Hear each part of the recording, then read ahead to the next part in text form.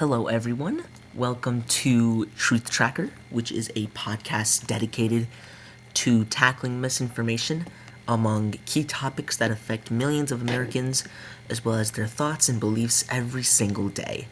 And so today, the first episode of this podcast is going to be on climate change. So essentially, the way this is going to work is every episode we're going to tackle a topic that has tons of misinformation around it in the media, and we're going to try to bring some accurate and verifiable information to the topic, which will hopefully in turn fight misinformation and really create a better atmosphere, a better media atmosphere where correct, verifiable, and accurate information is encouraged in the political scene in America. So we're just gonna get right into it, I guess. So for today's episode 1, we will be tackling climate change, which is a topic that has tons of myths and misinformation on it. So it's super important that we bring some correct information to the topic, as it will directly impact our direct future in the next 20 to 30 years. And so we're going to be busting some myths on climate change and bringing some accurate information in this episode. So I hope you all enjoy it. So, our first myth is that climate change isn't happening. This is false, as temperature records from multiple sources, including NASA and NOAA, consistently show a warming trend over the past century. The Intergovernmental Panel on Climate Change, otherwise known as the IPCC, reports that each of the last 4 decades has been successively warmer than any decade that preceded it since 1950. So this isn't some just natural cycle where the Earth is just warming up and climate change isn't really a thing. This data from NASA, NOAA, and the IPCC clearly shows that climate change is happening and it's going to have a direct impact on our future. Our second myth is that climate change is just a natural cycle. Now, at first glance, this may seem like a true statement, as while the climate has varied naturally in the past due to factors like volcanic eruptions and changes in solar radiation, current global warming trends far exceed natural variability.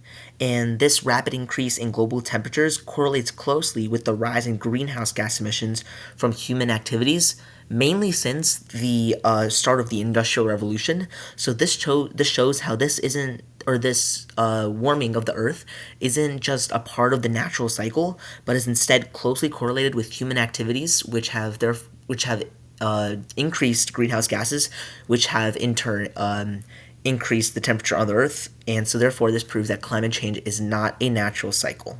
And we have achieved this information from the IPCC Fifth Assessment Report, as well as NASA's report on global climate change. So these are very reputable sources that we're citing from and are available to everyone else to go look at as well.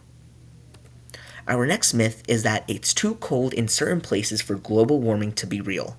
Now, in order to clearly analyze this statement, we must define global warming, right? So global warming refers to the long-term trend of increasing average global temperatures. It doesn't really imply that every region will experience warmer temperature at all times, but what it's saying is that local weather patterns can vary due to natural variability and other factors, but the overall trend around the world is that our temperatures are rising, which is super dangerous for our future, as it's going to lead to ice melting, flooding among coastal areas, which will cause tons of damage and death for humanity. So, and we have learned this from the same two sources in the past, from the past myth, such as the IPCC Fifth Assessment Report, as well as NASA's report on global climate change. Our next myth is that scientists don't agree on climate change. Now, this is not true at all, as surveys and studies consistently show that over 97% of climate scientists and scientists in general agree that climate change is occurring and that human activities, which is the important part of this statement here, is that human activities are the primary cause of this increase in climate change. Now, this consensus is reflected in, statements, beliefs, and the values from scientific organizations worldwide, including the American Association for the Advancement of Science, as well as the National Academy of Sciences. So therefore, this shows how there's this overall unifying consensus that climate change is real and that human activities are causing it. Our next myth is that climate change models are unreliable. Now, climate models are often based on fundamental physics and incorporate a wide range of factors affecting the overall climate of the Earth, such as greenhouse gases like carbon dioxide, emissions, solar radiation, as well as ocean currents. So these are all kind of put together and created by climate scientists in order to create these climate models. Now, these climate models are actually a very reliable way to look at the overall climate on the Earth, as they have successfully reproduced past climate changes and have made accurate predictions about future climate trends, including temperature increases as well as sea level rise. So, therefore, this shows how climate models are reliable and, in fact, are a great way for us to see how human activities are actively causing the rise of climate change. And we received this information from the National Academy of Sciences.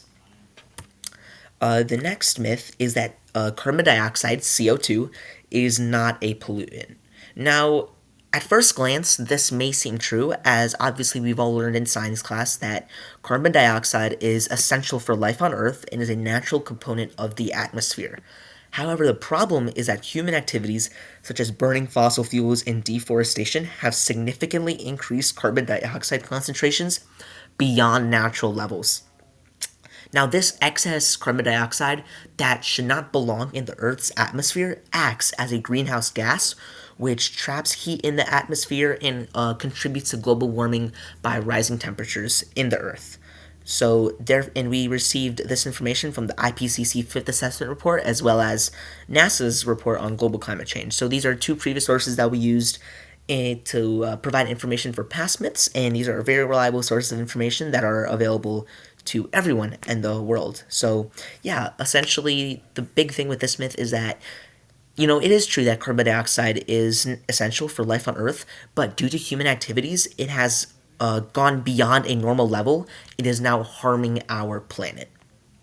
The next myth is that it is too late to do anything about climate change. Now, it is true, climate change impacts are being felt all around the world in all different regions. However, there's still time to counteract these environmental changes and save our planet. You see, reducing greenhouse gas emissions can significantly mitigate future risks and impact. In fact, the IPCC reports that limiting global warming to 1.5 degrees Celsius compared to pre industrial levels would require rapid and far reaching transitions in energy, land, urban, and industrial systems. So, what does this show? Well, this shows that even though it's going to take a lot of work in the political scene, the private scene, as well as requires so many different people to pitch in and achieve these widespread reforms and changes, it's still possible to achieve meaningful policies that will help end climate change and save our planet. So it is actually not late at all to do anything about climate change. And in fact, this is the perfect time to help end climate change, or not end climate change, but counteract the negative effects of climate change. The next myth is that renewable energy is too expensive and inefficient. Now, this is the real major myth that is often promoted with climate change and is often used as a backbone for presenting why climate change is not something that should be tackled. Now, what actually is true, though, is that the cost of renewable energy technologies such as solar and wind power has decreased dramatically over the past decade. It used to be very expensive, but now it's not due to recent innovations in these technologies. In many regions, these sources are now cost competitive with fossil fuels, especially when considering the long-term environmental and health benefits. So, in fact, using renewable energy technologies also has a lot of economic benefits for countries all around the world, as it can increase jobs in the renewable energy sector, which helps us really grow our economy. So, yeah, and we got this information from the International Renewable Energy Agency as well as the National Renewable Energy Laboratory. So, these are all very reliable sources of information, which is something that you should be doing when you're exploring the topic of climate change, as there can be many myths, and so it's important that you find credible sources of information as well as cross-check that information that you're finding, just to make sure that the information that you are believing is authentic and correct. The next myth is that ocean acidification is not a real concern. Now, this is a this isn't a topic that's really discussed in the realm of climate change, but the simple fact is that increased carbon dioxide levels in the atmosphere also lead to higher levels in the oceans, causing ocean acidification. Now, this poses serious risks to marine ecosystems, including coral reefs, as well as shellfish, which are sensitive to changes in the pH level. So, therefore, ocean acidification is actually a very important issue that should be tackled, as it's damaging a lot of our oceans, which are actually major ecosystems for many underwater animals and are a big component of our planet's biodiversity. And we got this information from the IPCC Fifth Assessment Report, as well as the Ocean Acidification Program from NOAA. And then our last myth today is that adapting to climate change is more important than mitigating emissions. Now, it's true that while I'm so sorry, I read the wrong thing. So, our final myth is that human activities have little impact compared to natural process, or human activities have a little impact compared to natural processes and therefore do not impact climate change. Now, this is really not true. The reality is that human activities, especially the emission of greenhouse gases, are the most dominant factor in recent climate change, and are far outweighing natural processes. And this is shown from studies that measure our carbon emissions since the start of the Industrial Revolution, and show that ever since we began using fossil fuels at a dramatic rate, greenhouse gases have begun to populate our Earth's atmosphere and have led to an increase in global warming as well as climate change. And so, therefore, the increase in the carbon dioxide within the atmosphere has been measured as well as attributed directly to human activities, as the increase in temperature rises directly begins when the Industrial Revolution occurs. And so, therefore, we can see how human activities do impact climate change. And so, this is the final myth for today. So this is the myth: human activities do not impact climate change. This is wrong. So, I don't really know why I was talking about whatever. I believe it was adapting. That's clearly not it. Sorry about that. But essentially, at the end of the day, this is the biggest myth about climate change, and it's simply not true. Human activities do impact climate change at a very high rate. And so, this is the final myth for today. Now, what we're also going to do today is address a key way that we can combat misinformation, which is through voting. Now, voting is super important as it allows us to counter misinformation and really make sure that the policies and beliefs that we want to be placed in our government are people that are truthful and honest, and that voting allows us to accomplish that task. And so it's super important that everyone who's eligible to votes in this year's election, as voting is a cornerstone of democracy, which really allows us as citizens the ability to directly influence governance. It's also a civic duty, as so many people have bled and died for the ability for us to vote, and so it's important that we use the right that so many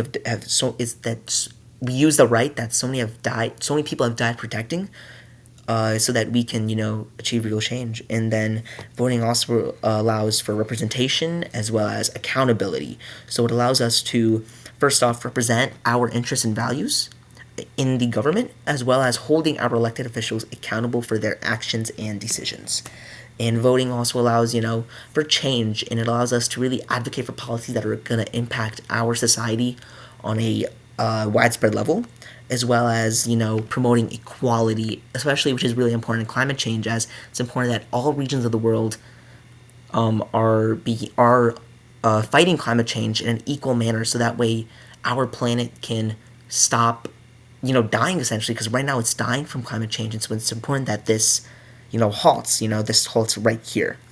And, obviously, finally, voting has a super strong policy impact. It allows us to advocate for policies that will help end climate change. And so that is the first episode for Truth Tracker. Thank you, everyone, for joining in.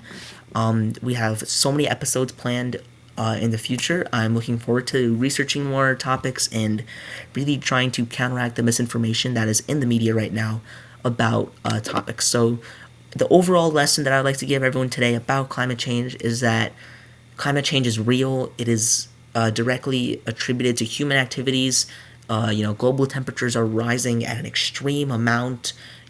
Greenhouse gases are playing a huge role in that, and so therefore it's important. It's super important that we invest in renewable technologies, which will allow us to hopefully in the future decrease our reliance on fossil fuels and ultimately achieve a healthy and green planet. So that is it for today. So remember, there are tons of myths around climate change, but hopefully this episode answered some of them, as well as encouraged everyone to vote, as well as provided the benefits of voting. So yeah, thank you everyone for tuning into episode 1, and next week we will be coming out with episode 2. Hope to see you there. Bye bye, everyone.